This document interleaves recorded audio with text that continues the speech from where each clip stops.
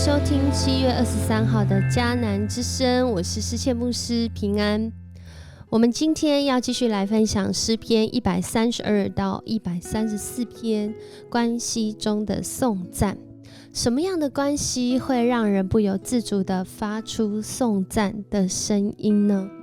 在今天 RPG 祷告的经文诗篇27篇4节，有人说这是大卫，他经历上主保护后，他再一次在主的面前立定心志，再一次献上赞美。他说，我向上主只求一件事，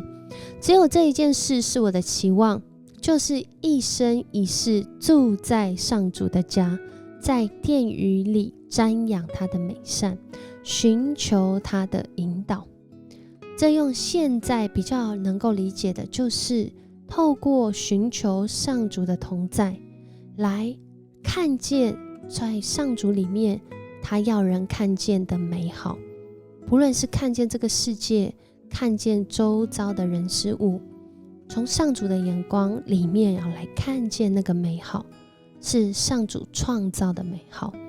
并且一生一世要寻求从上主来的引导。在今天我们读到132到134篇，也就是这首上行之诗的尾声，是第5个段落。而在这个段落，可能这样走上去，都已经快要到耶路撒冷。所以在这首诗篇呢，其实这3首诗篇它一连这样下来，其实它都在讲关系中的颂赞。在那个关系里面，因着这个美好的关系，因着看见关系里的美好，人发出颂赞的声音。在今年2023阿嘎培儿童品格营英雄梦工厂，在上周完成了之后，在当天的晚上，许多的见习生也就是我们所说的学员，我们叫见习生，因为他们在这个营会中就是一个爱的见习生，在学习怎么活出爱，在学习在关系当中怎么样彼此来相爱。在那天的晚上营会结束之后呢，就许多的家长呢就纷纷的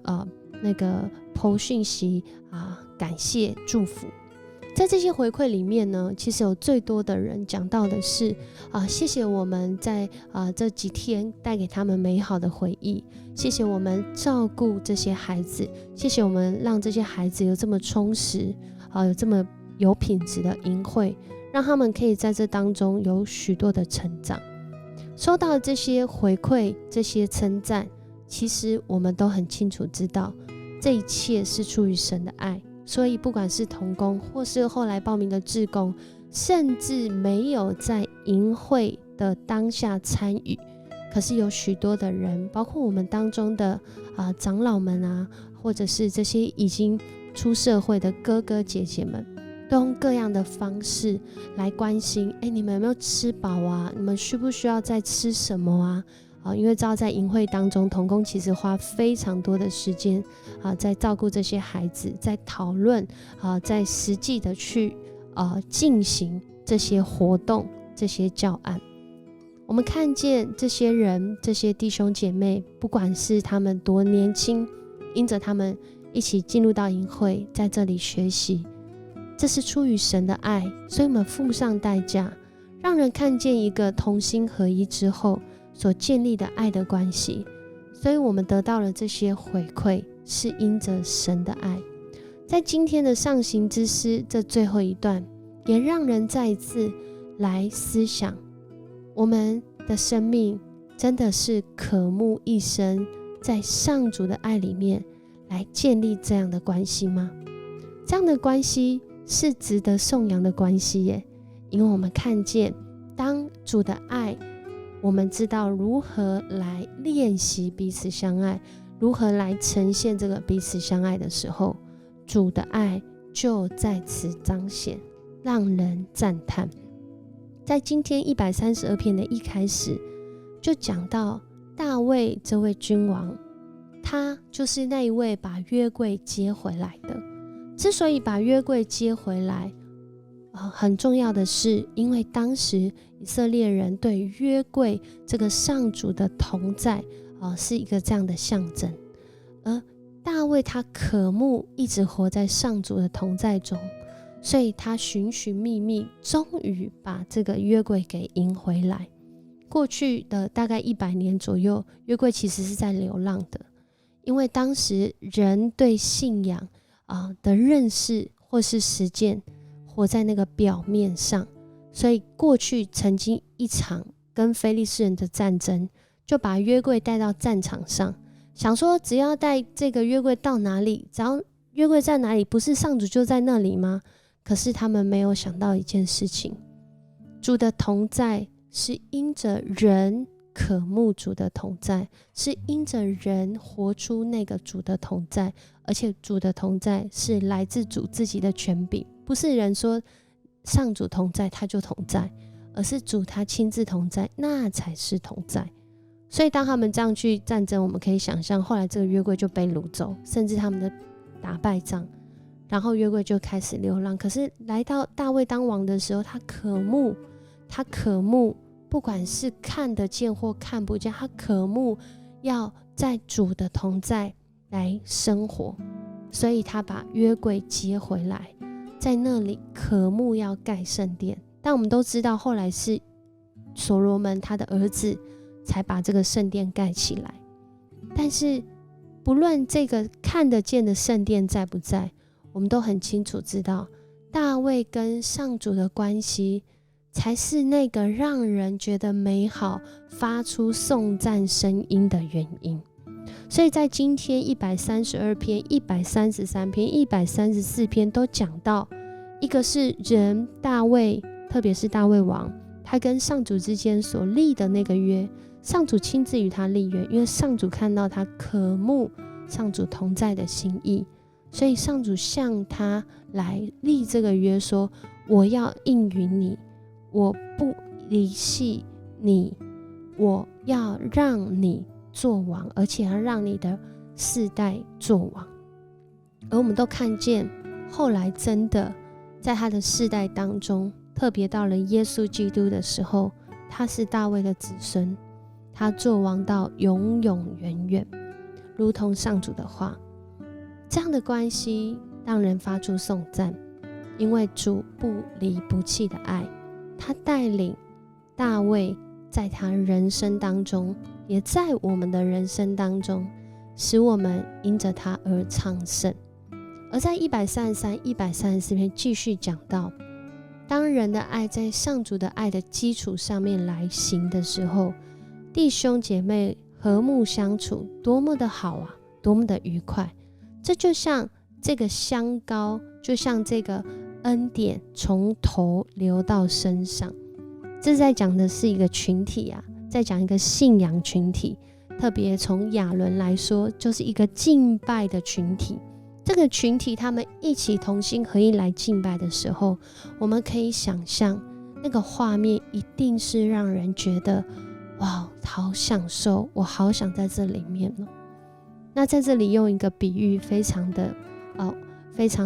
对当时以色列人非常可以理解，就是北面的黑门山的甘露，因着这个季节的风向南吹，所以锡安耶路撒冷比较南边的这个地方，从北到南，整个以色列的土地都领受了这个甘露，就是雨水，滋润大地，使万物复苏，使万物生长，在那里领受从上主来应许赐福永恒的生命。这就是当人因着神的爱，他们活出那合神心意的关系，这个关系是会让人觉得羡慕的，是渴慕的，是会在那里发出颂赞的。而最后我们看见，当他们来到圣殿的时候，好像是一个晚上的时间。其实134篇是一段对话，1、2节是人民向祭司说话，第3节是祭司他回应人民。人民告诉这些在圣殿里服侍的人说，即使在夜晚都要来颂赞，高举双手要赞美主。而这些祭司领受这样的一个彼此的对话，他们回应说，那愿创造天地的主从锡安赐福给你们。这是一个很美的画面，因为上行之时他们是要去朝圣，他们要来到神的面前，在那当中人因着领受上主的爱，他的应许，所以他们能够彼此以祝福相待。愿我们的生命也在这个世代因着领受主的爱，可以以祝福彼此相待。这是真的，只有在主的爱中，我们才有这样能够付代价，能够来回应，能够有爱的能力的。我们一起来祷告。主，我们感谢你，谢谢你让我们领受从你来的爱。主啊，我们爱是因为你先爱我们，所以我们能够彼此相爱。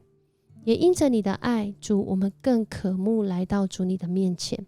因为每一次来到你面前的时候，我们就再一次更深的认识你。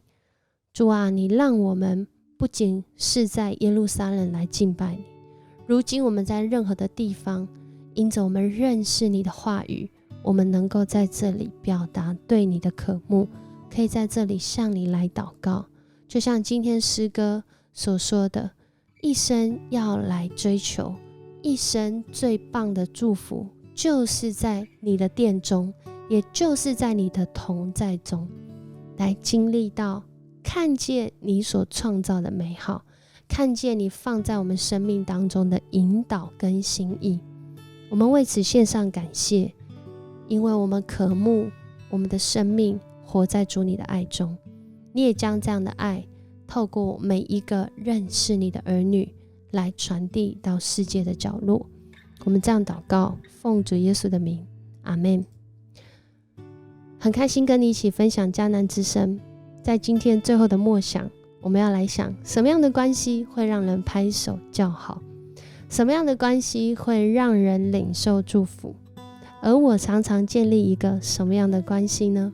愿我们的生命都常常建立在敬拜上主，活出敬拜的人生。我是世界牧师，我们明天见。